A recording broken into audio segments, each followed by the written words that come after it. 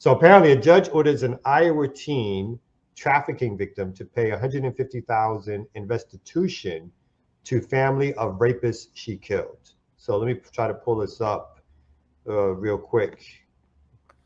So this is another interesting story about how the justice system in America works. So prosecutors took issue with Piper Lewis labeling herself as a survivor. And I think her picture will pop up soon. She is a Black woman. Of course she's Black. Mm-hmm. That pisses me off. I just saw a story, and we're going to get back to this real quick. Let me just mention this really fast. So the story that came out of the Bay Area maybe about a year ago, there was an update about it, about a rape survivor who had her DNA that was collected by the police as a part of her rape kit, had her DNA basically used against her in a separate case in which she was accused of something petty like theft or something ridiculous. But it caused a big controversy. Like, are we really using rape survivors' DNA from their rape kits as potential evidence against them? And of course, it should not have surprised me, but she was a Black woman also. So to see this, also the story you brought up come out, also happening to a Black woman, oh, I'm awake now. my blood is beginning to boil. Break it down. So really quickly, it says an Iowa teenage sex trafficking victim, and there seems to be no ifs, ands, or buts about the fact that she was a victim of sex trafficking, who stabbed her rapist to death, was sentenced by a judge on Tuesday to 5 years of closely supervised probation and must pay $150,000 restitution to her abuser's family. Piper Lewis, 17, stabbed her abuser, 37-year-old Zachary Brooks, more than 30 times in June 2020. She was initially charged with first-degree murder. Last year, Lewis pleaded to involuntary manslaughter and willful injury, both of which were punishable up to 10 years in prison. However, Polk County Judge David Porter deferred those prison sentences on Tuesday, meaning Lewis could serve 20 years if she violates her probation. Porter said he ordered Lewis to pay restitution to Brooks' family because the court was presented with no other option. He explained that the restitution is mandatory under Iowa law, and it seems to be a Black judge here.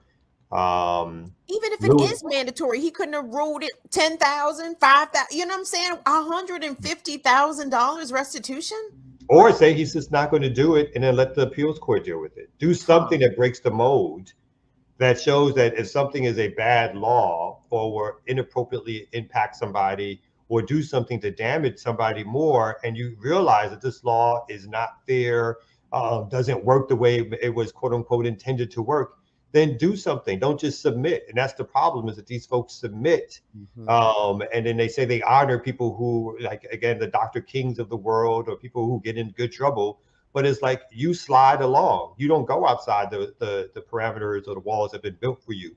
So that's the problem. It's like, you're a judge. So if you do ignore it and it goes up to the appeals court, then let the prosecutors take it to the appeals court. Let them justify how they're going to collect from a rape victim $150,000. Don't you be complicit into it. But again, because he's brought into the system of how justice is supposed to work, he feels he has no choice but to do it, because he can't bring his mind to think outside the box. So further says, Lewis, who was 15 when she stabbed Brooks, Des Moines. I knew that wasn't right. A Des Moines apartment, had run away from home to escape her abusive adopted mother. She was sleeping in the halls of an apartment building when Christopher Brown, 28, took her in and began trafficking her to other men for sex, according to officials. Among those men was Brooks, who Lewis said raped her multiple times before she killed him. She recalled being forced at knife point to go to his apartment for sex. After Brooks raped her for what would end up being the last time, Lewis grabbed a knife off a bedside table and stabbed him.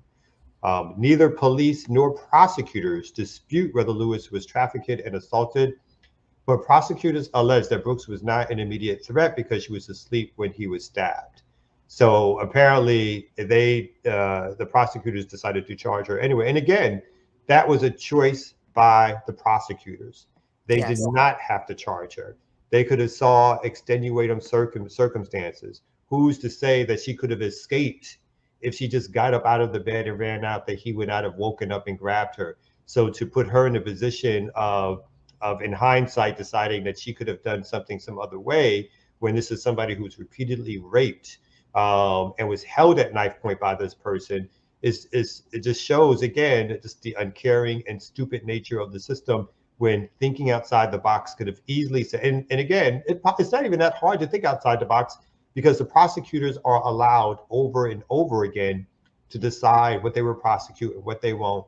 When it comes to these police killings of Black people, they decide over and over again to not prosecute, or when they do prosecute, they decide to throw the case knowing that they won't secure an indictment, or they do an investigation and say they decided to not bring it to the grand jury. There's nothing in there, nothing in this story that would suggest that the prosecutors didn't have the leeway to decide that they wouldn't prosecute this woman for this crime. Instead, they decided to do so, and now they're deciding to punish her and to force her to pay $150,000, which of course we know that she does not have. So the victim was in the picture in the article was a white man, right? I did not see the victim's picture. I'll look for it again. Maybe I imagined that, or maybe it was part of something else. But I think he looked like a. I don't think in this article they didn't show the actual victim. They were just showing some other white men in another. Oh, okay. Sorry.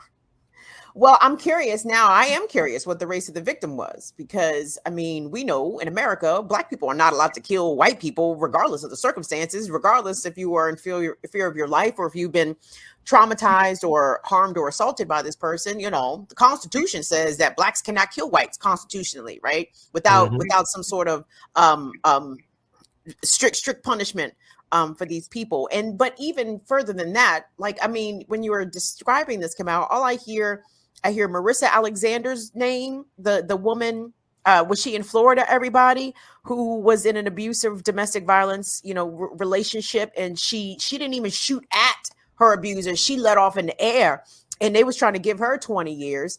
I'm trying to think, who was the young woman in Tennessee, everybody, who was it Trump who got her off? Not Trump who got her off. Obviously, other activists and organizers brought her case to national prominence. But she was in jail in Tennessee for murdering her sex trafficker, also Black woman. And it's like, Black women do not have the legal right to protect ourselves. Like, we are not allowed.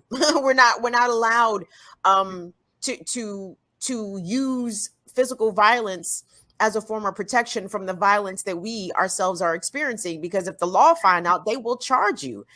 And when there's cases of domestic violence that somehow make national news, or the conversations around women owning guns come up, you know how I feel about that. I'm absolutely for women owning guns, but the problem is I see the precedent that has been already set. So I know that even if, for a reason, whatever reason, if I use deadly force to protect myself, chances are I'm going to be charged with something, regardless of what the circumstances are, because that is just the examples that have been out there. Like, the legal system is not interested in Black women's self-defense, right? They like, nope, you bitches have to accept whatever harm is meant for you, right? You cannot defend yourself, protect yourself, let alone take someone's life in defense of your own without there being some severe consequences. And that's just what rang out to me in this story. I am heartbroken for this child. I really, really am.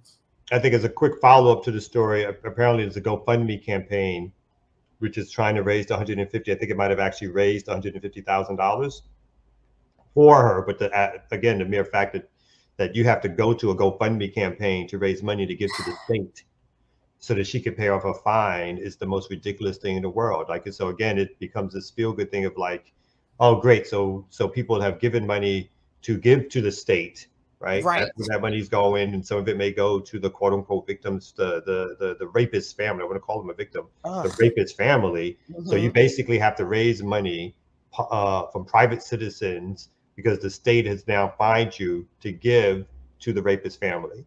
So that's the system we live under. And again, people will cheer the fact that the $150,000 was raised. So great, great job, check. But the idea that we're going to solve social problems and ills through GoFundMe campaigns, as much as we like our own GoFundMe, but this is like the type of society we live in, is that people now, whether or not it's something around this kind of thing, a natural disaster and so forth, we can't expect the system to work these things out in a smart way. So now private folks have to go figure it out in order to pay the oppressive system to get them off our backs.